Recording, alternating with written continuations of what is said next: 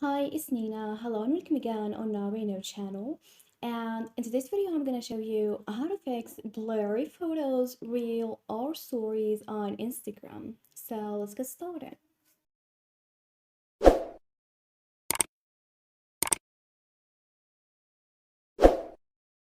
Well, if you're browsing Instagram and you find photos, reel, or stories are kind of blurry, in today's video, I'm going to show you how to fix that. Well, the first thing that you need to do is to tap on your profile picture at the bottom right corner and then tap on the hamburger icon at the top right corner. Here, different options will appear, so choose the first option, Settings and Privacy. This interface will appear. Now scroll all the way down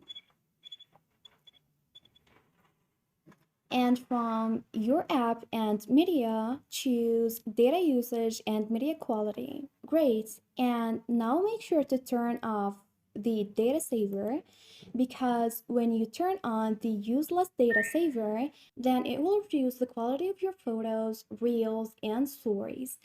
The next thing you need to do is to turn on the upload at highest quality option, so that will make your photos, reels, and story at the highest quality. And this is it. This is how to fix blurry photos, reels, and stories on Instagram. Thanks for watching. See ya.